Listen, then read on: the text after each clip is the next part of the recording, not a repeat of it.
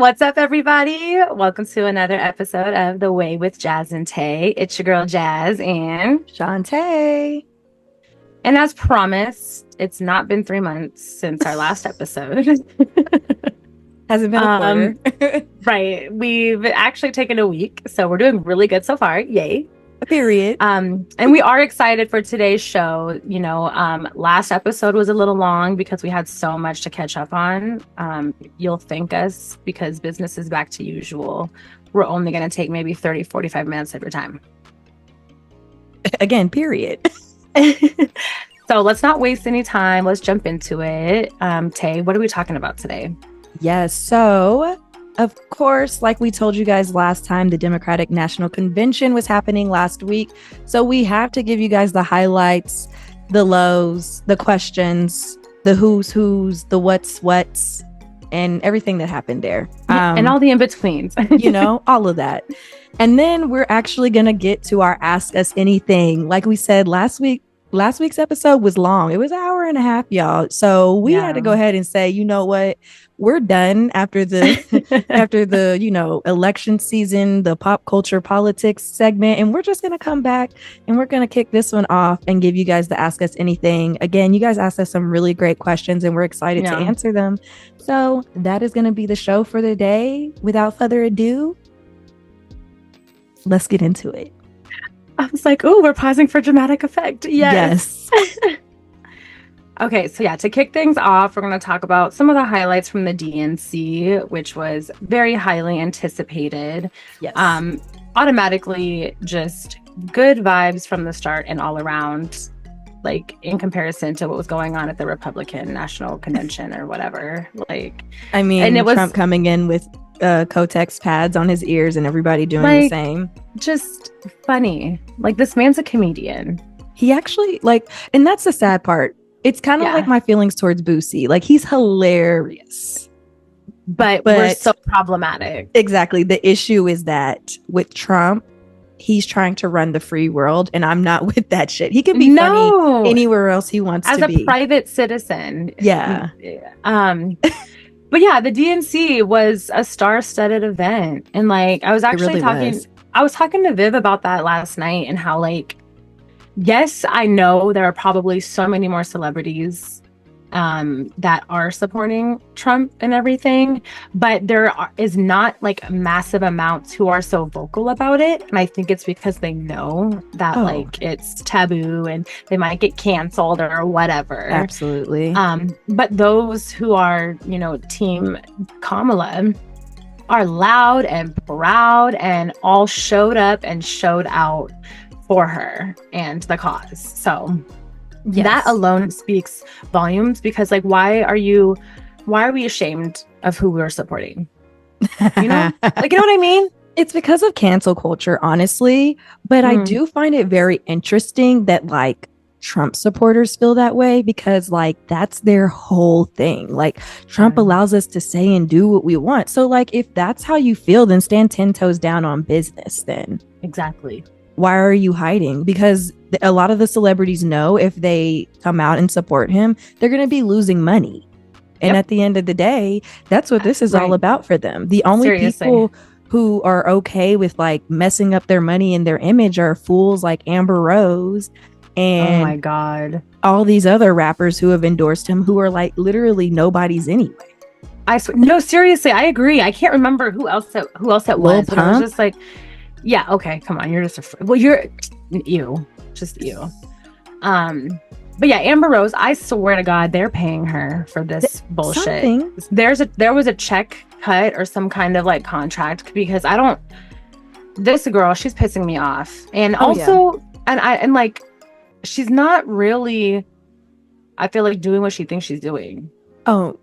If anything, no, it's not a good look for her. And also she's not really making a great case as to why. I don't really understand how she so drastically changed her who she is as a person.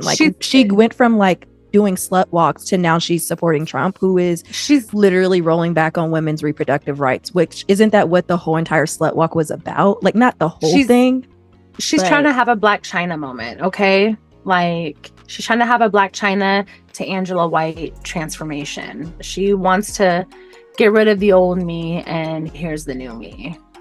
Baby. She's just doing it wrong. Yeah. That's just not the route that I would go.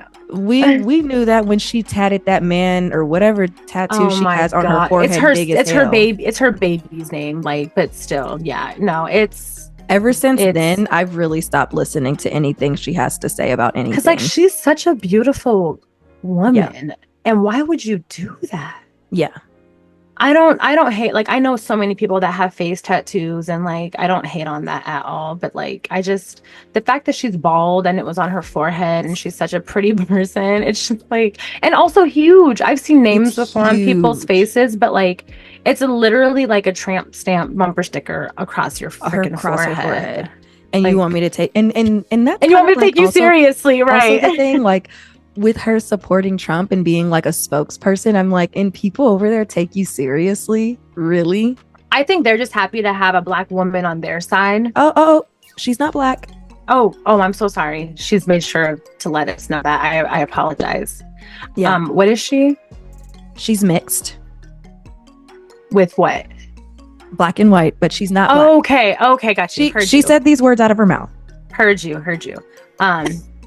That's how she's biracial. That's how she categorizes herself. I guess I'm no longer a Black woman. Yeah. I also I don't identify as a white woman. My race is biracial. And you know what's stupid about biracial is that it's not exclusive to Black and white. It's not.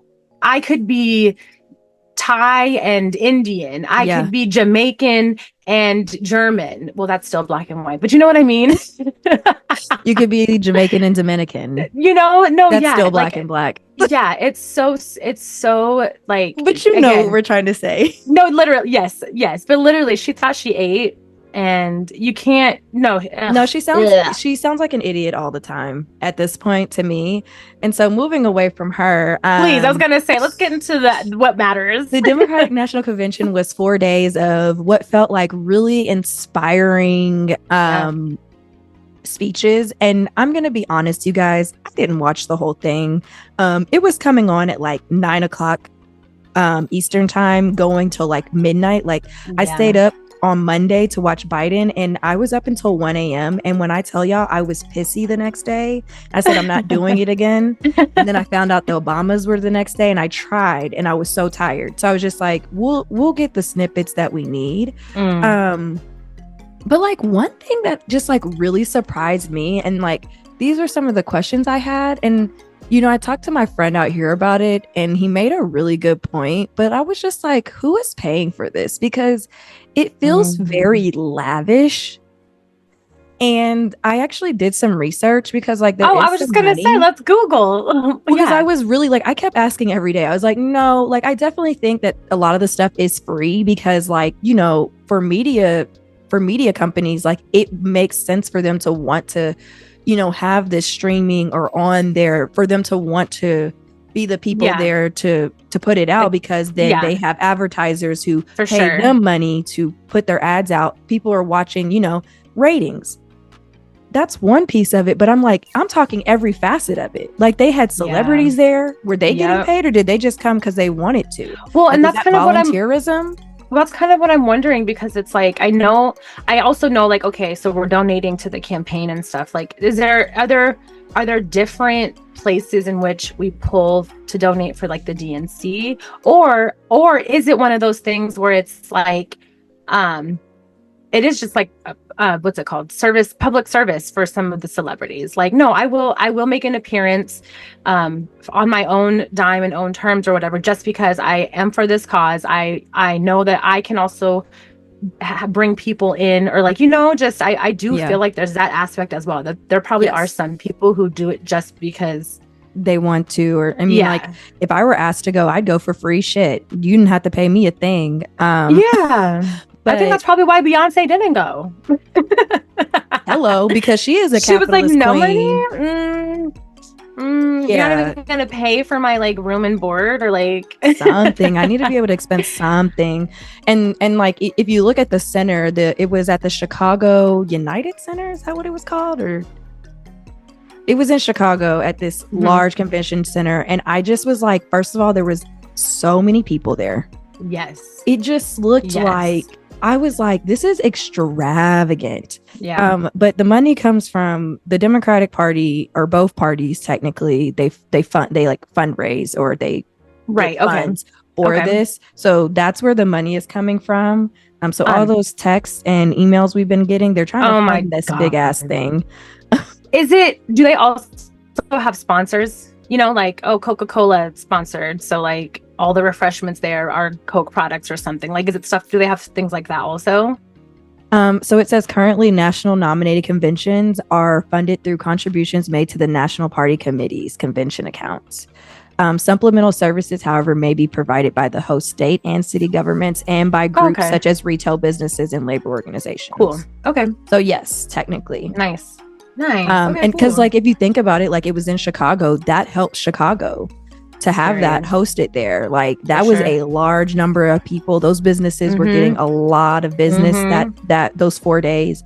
But I was just like, I just kept thinking, I was like, you know, what if they cut this in half and gave some of that money to somehow make gas prices go down and the cost of food? I'm just spitballing here. Right. No, I got you. Just some ideas. Like, just something, you know. But of course, I don't know how this shit is running. But girl, that was like the one thing I just kept thinking. I was like, just this shit costing. And I even said that last time. I was like, how did they get Meg Thee Stallion? And she probably did that for free. But I'm just like, I don't know. I have questions. I would love to see the expense report and see the budget item. What's the budget? Items. Literally, yes. Yeah, because baby, it didn't look cheap. Lil Jon came through singing "Turn Out for What." Love that. Vote. See what he did there. Megan, take notes. Please. I knew you were gonna have something to say about that. I mean, I don't really care that he was there, but I guess they did do a song for every state that coincided with that state. So, and I was just gonna say that's what it sounded like. And do you know who DJ Cassidy is or was before this? Yeah, that was who the DJ was there. That was like playing all the music and stuff. Oh no. Yeah, I don't know. I was just like, in my, attempt to do some like research and stuff, he kept coming up like, oh, DJ Cassidy this, and I'm like, who is this person? I've never heard of it before in my life. Daft Punk? I don't know. We don't know what they look like. Exactly. That's why I said, I gotta how find would we out. know? I need to get DJ Cassidy. He is an American DJ and record producer. He's a white. Oh, what is he? He's not white. Is this another one of them French Montana situations? You look like I was thinking the same thing. I was like, he is. He's brown, but I don't know what kind of brown. Anyways, yeah, no, I've never heard of him before, and I feel bad because he has a decent following. But yeah, Oprah, did Oprah have a speech, or was she just there to like be a hype woman? Girl, like I said, I pretty much tuned out after Tuesday, which was the Obamas, and she was on Wednesday, stage briefly. Yeah, I think she gave a speech. Okay. I really loved. But Spike Lee was there. I was gonna say I really loved how the Obamas were giving 1-2 punches, jabs the entire time. Yes, and also Michelle, they pointedly only mentioned Trump once. That they purposefully only mentioned Trump once in their speech? Like just one of those things where I think it was intentional to like not bring attention to him, or just like not give him that, just. I actually like that. Yeah. So one thing, and I know I stated already that I didn't listen to the whole thing, but like one thing that they talked about a lot that I was kind of annoyed with, like, I love that this is obviously what they're campaigning on, but it was like everybody's talking point was reproductive rights. And I was like, okay, but like, what else are we focusing on as the Democratic Party? True. No, you're not wrong. But like, also at the end of the day, like, that's really scary. The fact that it's still a topic of conversation and that there's just so, like, it's just really fucking crazy. Honestly, I mean, it's not one of those things where it's like, I don't want them to be focusing on it. I just think it's one of those things where it's like, we already know you're going to be focusing on it. Yeah. Because like, it's been in discussion, and it's one of those things where it's like, it's been the topic of discussion for the last like 3 presidencies. Exactly. And it's like, obviously getting Roe v. Wade restored is like a very big priority, but like, what else do we plan to do? It's kind of like what I say with Trump all the time. I'm like, I'm opening to listen to what the man has to say. If he had anything intelligent, but you're not saying anything at all. Yeah. And that's what's annoying to me, is that it's like, you know, I think a lot of people have the same frustrations where it's like, you know, we're always talking about it's the lesser of 2 evils that we're voting for. I mean, that's just the nature of politics. And like, in general, we all have to just also like, you're never gonna agree with the person, always agree with the person who is running our country. Like, I just don't think there's ever gonna be, it just would never happen. I mean, think about it in real life. Even people that are people that are closest to you, people that you work with, work for, like, you're not gonna agree on everything all the time. You just don't. We just don't. That's the beauty in our country and what makes us individuals. Exactly. Having individual thought. Yeah. However, somebody has to do the job, and there's a clear, like, better option here, and that's just what I need you guys to like get behind. Yeah. But that's me being on my soapbox. But yeah, I just was like, I just wanted to hear a little bit more of other things, because I'm just like, okay, we are really hammering this reproductive rights conversation, aren't we? But what else is there, you know? Like, what else? Like, I know inflation is such a huge topic. I know, like, taxing the rich is always going to be a huge, like, there's a lot of other things that we can talk about. But to that vein, I will say that today I saw an article that Trump reached an agreement on terms for a debate. I don't know if you heard about that. So I heard he had backed out.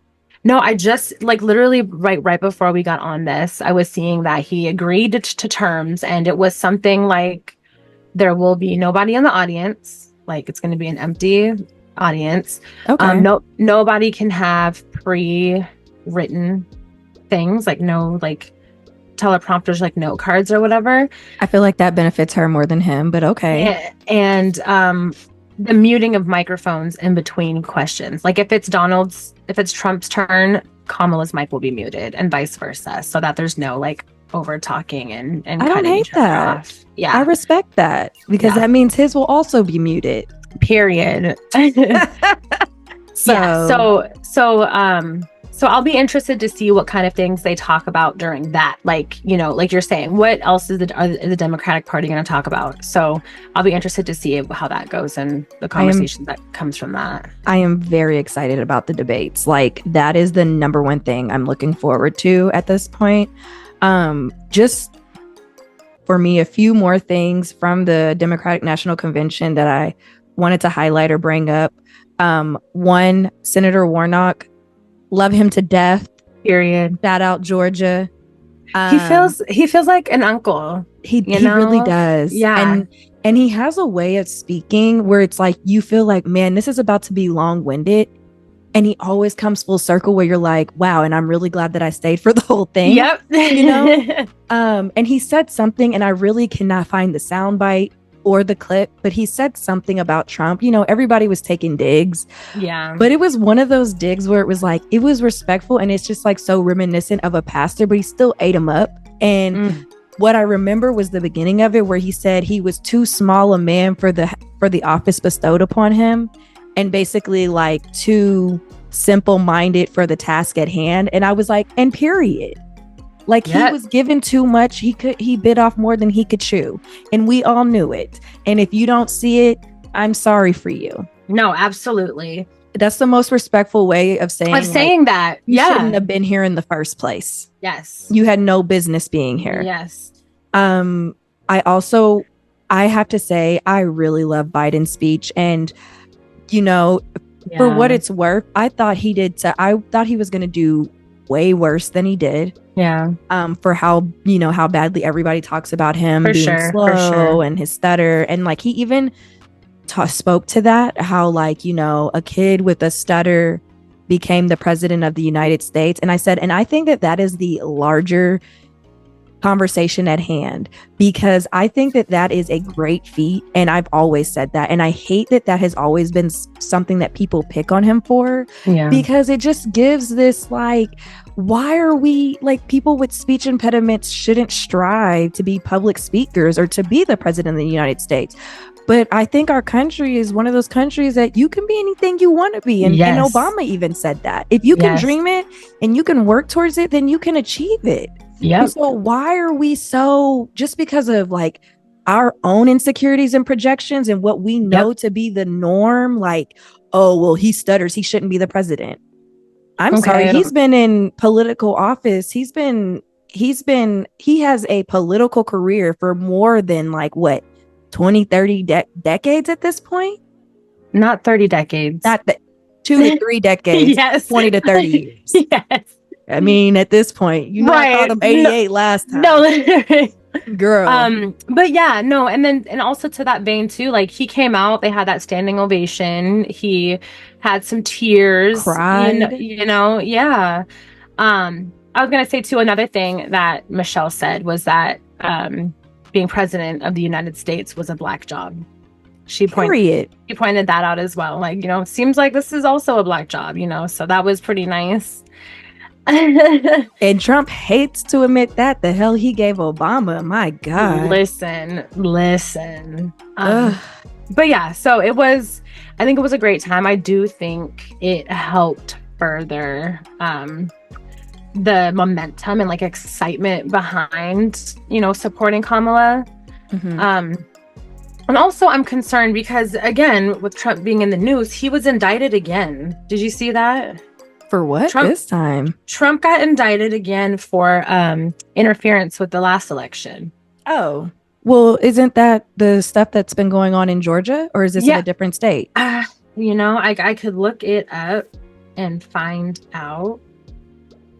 I can talk a little bit more while you do that research. I unfortunately did not watch Tim Walz, and I will do this on my own, like go and watch his clip, but I really do want to watch his, because the more I learn about him, the more he resonates with like me, you know, because I learned that he's a veteran, you know, he's working class, and his son that was crying that they were making fun of again, is which again needs. Literally, and I'm just trying to figure out like, where is everyone's humanity these days? No, because even if he taking the special needs out of it, why is it weird that, you know, my son is crying because his father could possibly be the vice president of the United States of America? I'm so sorry that my son loves and supports me and is so proud of me. And you've never seen anything like that before in your life, clearly, that you have to make jest of it. No, and that part too, it comes back to like just in general, the fragile masculinity of many men in this country. True. Like that crying is such a sign of weakness, and it's just so like, and it's something that often people make fun of them for or like laugh at. And isn't that like regressing? Because haven't we been trying to move forward, you know, like, yes, men should show their emotions. Yes. And it's okay to cry. Like, it's okay for everyone to cry sometimes. And we all have big emotions, men, women alike. Like, and I just think that moment between him and his kids were so beautiful. Like, I was like, that was so real, and it felt really human. And I think it's really weird when the Republican Party is founded on family values. Like, you guys are here talking about you want to get rid of abortions, but you're laughing at a kid with special needs who is crying because he is proud of his father. Math's not mathing again. Nope. Okay, so I did find out what it says. So it's in the Supreme Court. This is in the Supreme Court. So he was indicted again over the efforts to overturn his 2020 presidential election lost, which then resulted in the whole January 6th insurrection. Right. So the grand jury today returned a superseding indictment that charges him with the same 4 counts that he faced last August. So conspiracy to defraud the U.S., conspiracy to obstruct an official proceeding, the insurrection, obstruction of an attempt to obstruct an official proceeding, and conspiracy against rights. So they said, LOL, y'all tried that. We're still gonna pursue this. And yeah, so that's a developing story. I feel like that's like good news, and yet because he has the Supreme Court stacked with a bunch of snakes, I'm like, this is just more fucking fluff. But who knows? Who knows? And I'm just like, and here's I don't know. I just feel like there's a lot of changes that need to be made in our like constitution and rules about presidency, because like this shouldn't be. Felons can't even vote. Felons can't even vote. Like something's not right here. This doesn't make any sense. Either once you've re-entered society, you should be able to vote regardless of felony status, or you cannot be a felon and run for the president of the United States. And then the other concern that I have is like, okay, so say all of this goes peachy, whatever, and Trump gets his way, he wins, and he has to go to jail during his presidency because of all this bullshit. Right. JD is gonna run our fucking country. Ugh. Like, I hadn't even thought about that part. You feel me? No, you feel me? Kill me now. Kill me now.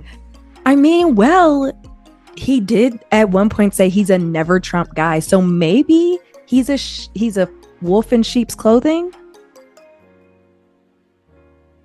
We can only hope. Girl, I'm manifesting that. We can only hope. I'm really hoping there's a lot of snakes in the grass in Trump's camp. His party, right? Yeah. But yeah, so we'll obviously keep y'all updated on that, and of course, as things keep developing and unrolling, we are, I guess, September. We're close.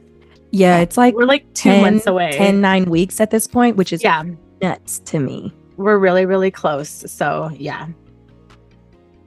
Okay, so now that we've wrapped that up and talked it to death, let's get into our Ask Us Anything questions. Yeah, I'm excited. So I had this came about because I had a friend who reached out to me in DMs and had asked me for some dating advice. And like, you guys all know, I'm the wrong person to be asking on that topic, okay? Because I'm going to steer you right over a cliff. But it kind of prompted like, this would be a really great segment for the podcast. And so you guys submitted a ton of questions, and we've kind of like separated them out. So some of them were just general, and that's what we're going to cover today. And then we might come back and do a different episode that is more related to relationships and dating, since this is how it came about. Yeah. But we just really thought this would be a great way to kind of like, you guys get to know our perspectives, ask us anything you want to know, and, just have a little fun conversation. I just want to do this very first. Yeah, no, but this first one is so like, it's funny for no reason. It is. It cracked me up. So I posted this on my story, and my friend Bianca, she reached out, and her question was, what does AMA mean? Advanced maternal age? Now, this is funny because she's a nurse. Oh, of course. Oh, wait, so she's got a whole special list of like acronyms that mean different things.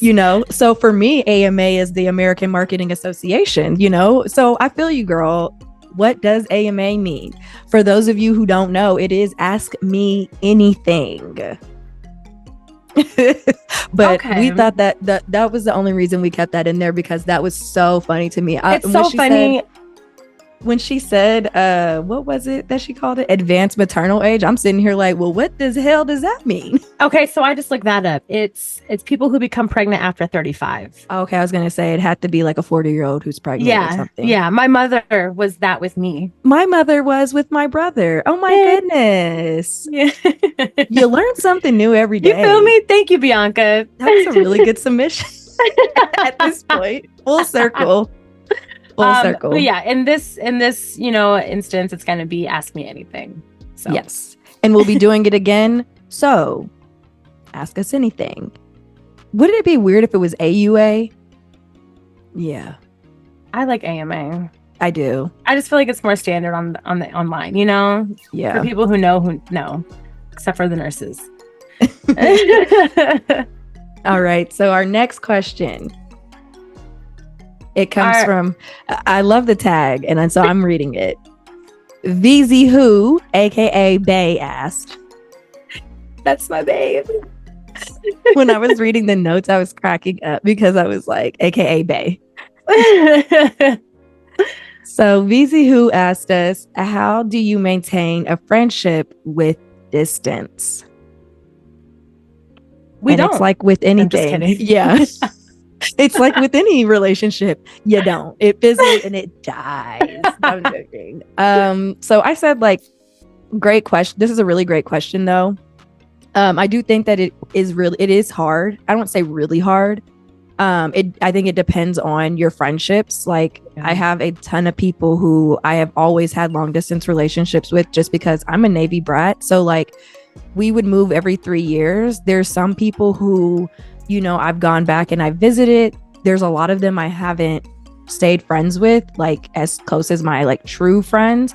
But I talk to them still via social media. And like, if I'm ever in town, like I'm always trying to find like if there's a way that we can connect. So social media is the answer to one.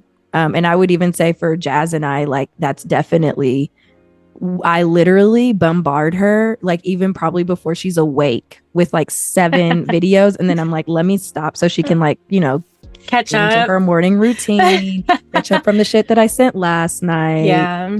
But it's funny because it's like between the TikToks and Twitter and Instagram, like we're in constant contact. Constantly. And you know what's so crazy? I was actually meaning to tell you this. I deleted my Twitter app. So you were just on it though. What are you talking about today? I was on it on my laptop today. Okay. Why were you spending too much time on Twitter? Is that why? Honestly, I am just like kind of over Twitter. Yeah. Like, I think it's a bit of a cesspool. And it's a bit of a popularity contest. I feel like, I don't know. I don't really dig the vibes. And like, you know, I like it for some reasons. Like it's funny sometimes. But a lot of the times I feel overwhelmed. Like it's just another fucking app to keep up with. And I feel like I'm on it a lot. Like first thing in the morning, I'm on Twitter to see what happened last night, what's trending. Yeah. And like, you know, for work, sometimes that's good. But I feel like that's just my excuse to keep it when for sure. I would love to be able to kind of like put my phone down sometimes. So I basically just deleted the app and I'm just gonna, if I feel like I want to go on my desktop. That way, you know, I still go on, but not as frequently if I'm having to go on my laptop. Yeah. And that wasn't even to the point of the question. That was just an update for you. If you send me something PM, it might take a while before I get back to you. I'm so dead. No worries. What would you say your answer is for this outside of like social media? Yeah, no, it's really heavily relying on that because like we also like we'll get on the phone occasionally, which is always nice, but like we're like our parents in that sense. We can be on the phone anywhere from like 2 to 3 hours. Like girl. Yeah, like it's never a short conversation, you know, and it's because like it is harder for us to like have these conversations with one another that when we get on the phone, it's like, oh yeah, did I tell you this?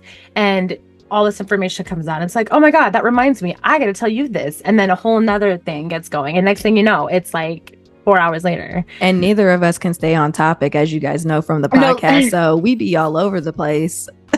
Yeah. So it's like and then also I feel like we've started to utilize like voice notes, audio messages more, which is helpful too, because like texting long messages is really, really hard. And then also, of course, again, like being on the phone, and then like the time difference doesn't really help either.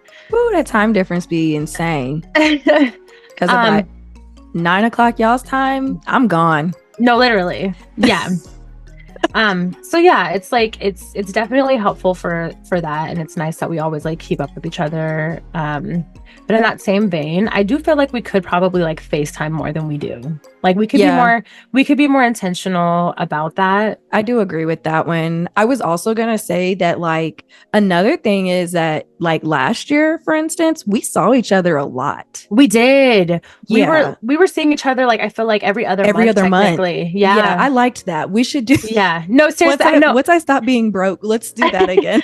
No, it's funny because like I was trying to think about like trying to come out there like you had asked, but like now with everything, I'm like, might as well just wait till Usher and then figure out something after that, because it's just around the corner anyways. It's so crazy too, because I was just thinking the same thing, and I was like, I know I'd asked her, and then I'm like looking at the dates, I'm like, ooh, I just don't know when it would work. And I was like, definitely Usher. And it's almost become a tradition that you come every October at this we did that last year. Did I do that before? Oh, we did. It was in October before also. What is like going every on time in you come, it's been in October. So that could be a tradition. Shoot, you know what you should do? Like, well, actually, this is a hard ask, but I was like, what are you doing for Christmas? Because we could go to DC. Oh, and see Sonora. And I'll be there anyway. Okay. That's things tricky to think about. Well, because my brother Micah, he's coming back to Washington for this Christmas. Yeah, the one that we stayed with in Colorado. Yep. And he wants to go to Leavenworth the 26th through the 28th, I think. Oh, that'll be so nice. So he's got he rented a big house, and like the family's going to go out there. So that is literally, I have always wanted to do that for a birthday, since I have like a, winter birthday. Like a big cabin with a big group. Oh, that's going to be so much fun. So yeah, I mean, I don't know. It's something that we could look at maybe like before, like leading up to Christmas or something. Possibly. Because I know it's easier. Like, I know you're already planning on being out there, and you can work from home out there and stuff. So like, just we can think about it. We can talk about it. There's so many things. So 2025, I think is going to be a good year for us to try and see each other. We're going to Greece. Hey, don't tease me with a good time. No, we are. We're gonna we're going to Greece. I'm putting it out there right now. We're going to Greece. I don't know when, but we're going. Period. Let's go. Thank you for that question, Bae. That was an amazing one. I'm dead. Our next question comes from Cookie, and she asked, advice on moving from the West Coast to the East Coast. And honestly, I don't really have any. I really don't. I mean, like, I'm a Navy brat, so I've done that move a couple of times across country. And so, like, for me, it was really about, like, I really asked my stepdad, like, for help. Like, where do I start? And once I had made the decision that I was going to move, I started getting quotes on like moving trucks, so having all of my stuff shipped, including my car. I got quotes from different like pod companies, so like the U-Haul pods, and then like the pod company, and then like looked at the cost of like just getting a moving truck and hitching, like doing all of that kind of research and seeing what was feasible for me, and also like taking in consideration when I moved here, I didn't have a place to live. So it was like, oh yeah, that's right. Yeah. I knew I was going to be living with my dad. And, one of the things that he and I had talked about was like bringing my car, because initially I was going to sell it and then just fly. Which I do remember. Yeah. But I'm actually really glad that I brought it with me, because it's like, now I do have a car. I would have had that whole, I would have just got a new car when I got here, but that just would have been set me up in a different way getting here. Yeah. I don't think I would have hated that, seeing as how my car is like literally, I needed a new one 3 years ago when I got here. I was gonna say it's really crazy that one we really drove that shit across country. Girl, yeah. It's up mountains. Girl. And you know what's funny is that like I literally fully packed. Like people shit on my car, and I'm like, you know what? You could never say anything bad about that car, because it made it across the country. And I thank that car every day for that. Like at this point, and the fact that it's still like holding up, girl, I would say go ahead and be on your way, but please give me about 2 to 3 more years. 2 to 3 more years, girl. Listen. We gotta figure out what's going on with this house. Like, if I sell this house and I don't have it on me no more, I'll get a car tomorrow. But that's the thing. Something got changed with this house. Like, I feel you. I'm not getting a car no time soon. So hold out on me, please. Oh, Faithful. That's the name. Old Faithful. That's her name. I've never had a name for my car. It's Oh Faithful. After all these years, you've finally given her a name. And the crazy thing is that I've not really had it that long. I mean, we're coming up on 7, so almost 10 years in 3 years, but I really not. Like when I compare it to how long I had that other car that crapped out on me. I remember that thing. I'm telling you, y'all could. I don't care what nobody says. Like, crying. That thing has held it down. Anyway, other advice. The only other advice I would give is specifically coastal and just experiences. It is, and this isn't probably like an East Coast, West Coast thing. I would say this is more moving from the West Coast to Atlanta specifically, and just moving to Atlanta specifically. It's a very hard adjustment. And I think that this is true anywhere moving as an adult, but like really finding your community and your people is going to be important, because without it, it makes it feel extremely isolating. Yep. And Atlanta is a type of city where, like, obviously there's Southern hospitality, but like people are not that warm and people are not that friendly, and people are just like genuinely, in my experience, like it's very much like, what can you do for me? And that's the only reason that they want to be your friend. Got you. Like opportunity kind of thing. Yeah. And, like, I think that, there are some friendships that's fine if it's a trade for a trade, but for that to be majority of the relationships, or just how a lot of people move, is very weird to me. Yeah. I haven't really gelled with it. And again, it is a large proponent of it being that like I haven't found my community or people who are like me. Yeah. And I don't know that I'm going to find them here because, I'm from the West Coast and the vibe is just very different. Yeah. We actually dance when we go out. Oh my God. That was another thing I was going to say. Like, yeah, people just stand around and it's so fucking weird to me. Like, I think that's also why hookah is so big here, because all people do is sit around and it's a lounge, it's a vibe. Hookah, and like I love a lounge vibe, but like all the time, like, no, I need a dance party every once in a while. Like I'm trying to shake some ass and work these calories off. You feel me? Get a workout in something. Yeah. I kind of want to piggyback off of what you were saying, because like I can only speak to my experience just meeting transplants like that have moved out here, because I've not made a move like that. And the whole thing about trying to find your community, excuse me, is so real. It can be really hard to find, or even just like, you will find people in a new place and like they become your people out of like necessity, because you don't really have that, and it's just like, well, shoot, like at least I'm not completely alone at this time. And like, that's okay. But as long as you find your like footing in that, it could change. You might end up finding more people that are in like spaces and mindsets and everything like that. So I absolutely agree with that. Yeah, it's important to step out of your comfort zone and keep putting yourself out there. Like, you're already in a space where you're making a move like that. You're already uncomfortable. Just keep that going. Yeah.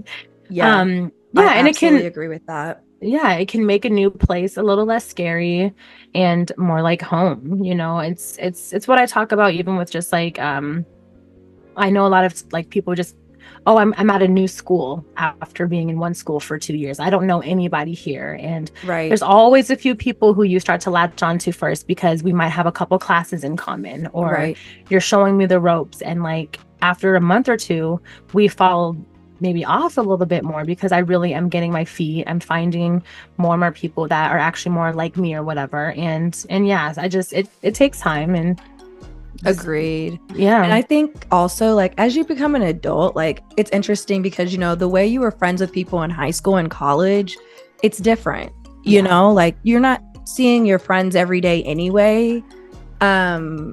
And that's okay. And I think that, like, going back to what you're saying, like, you know, friends of convenience, like, I think that that's okay as well. Like, yeah, we're like 30 plus at this point. Like, man, I don't really want to spend all day with my friends. Plus, like, I have my best friends, my ride or dies, and I don't see you guys all the time either. Right. And those are the people who you are more likely to want to spend all day with. You get what I'm saying? Yeah. Like, when I think like Breezy and you, Megan, like I just like, those are like, even my cousins now, like we are coming closer, like the ones in Kentucky, we're really close now.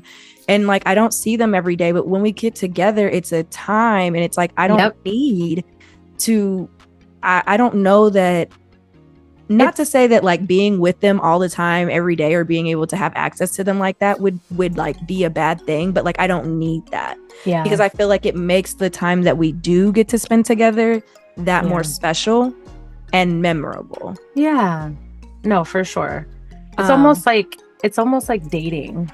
Like finding new friends as an adult. It's almost like you guys do. It's it's weird. It's kind of like a talking stage, and then like, okay, well, so weird. Let's see what, you know, oh, you want to go to this with me? And like, maybe we'll get some, like, literally, it's kind of like dating. It's literally like asking people out, and there's so much rejection out there. It's awkward as hell. And I'm like, I feel like I'm asking people on dates when I'm just like, I just wanted to see if maybe like, I'm always doing something. No, yeah. It's like, do you want to just like come with me while I do this? Yeah, like, you know, I was going to go see a movie. Like literally one day I was just like, I think it was just the other day, I was like, I kind of want to be on a rooftop or outside. And I was like, Serena, you want to just go to the Beltline? And like, the Beltline wasn't even the plan. I had set a whole bunch of rooftops, and then I was like, I have to get outside right now. And I ended up at the Beltline, and I was like, just meet me at the Beltline. And you know what? You should have worn that dress, by the way. Why'd you change? I couldn't breathe the same day? In it.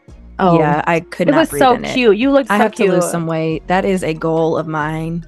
It's beautiful. That's going to be my, when I lose some weight, that's my goal dress right there, because I've had that dress and I want to get rid of it because I've had it for years. But it is so cute. Yeah. Really, and that's why I haven't gotten rid of it. And before, you know, we end our show, we have one last question. I think this we have to answer because it's a hard-hitting one. It'll be a great way to end things too. You know what I'm saying? Yeah. So one of our great followers who we have worked with previously asked us, this is Writer for Life Films, asked us, how come you guys don't podcast as much like you used to? We miss you and the amazing content. And we just had to put that last part in because we needed to hear it. But you know what? It's actually kind of funny too, because we were just like a couple weeks ago looking at some of our old content, and some of the shit we were doing is funny, cringy, but you know what? We were busy. Honestly, like when you think about where we started too. Yes. I'm talking leaps and bounds, crazy. It was just a whole machine. Yeah, we definitely like, you know, well, first of all, thank you for the compliment, because yes.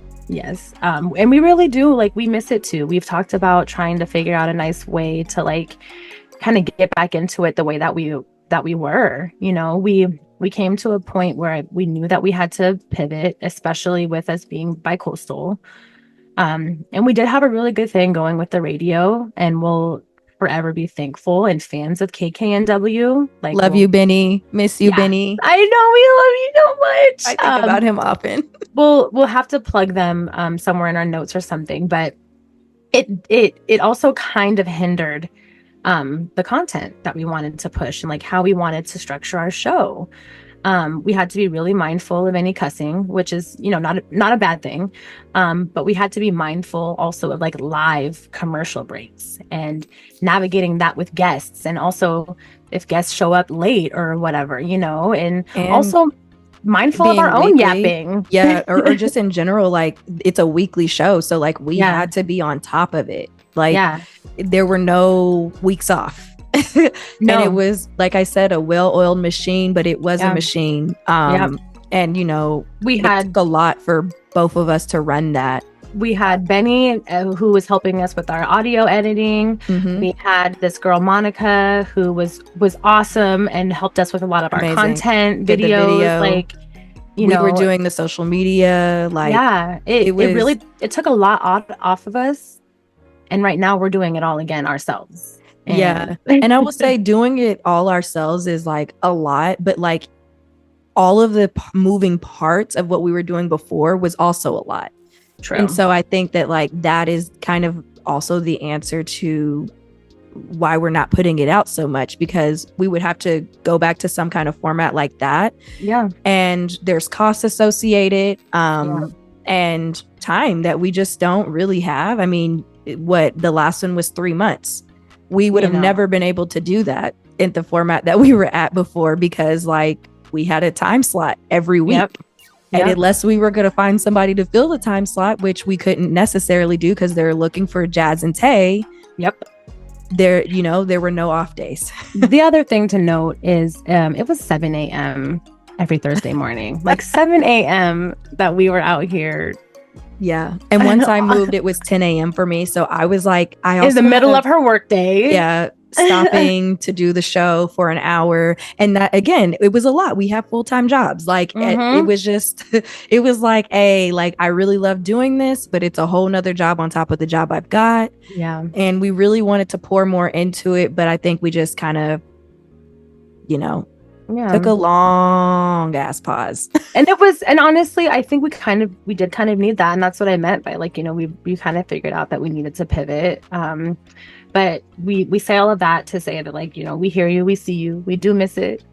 Yes. And we're looking for people to help us. Yeah, we are trying to, take it up a notch again and get the production quality back up, because it was really fun. We have over 100 episodes. We've been doing this for 4 years now. Girl, since 2018. What?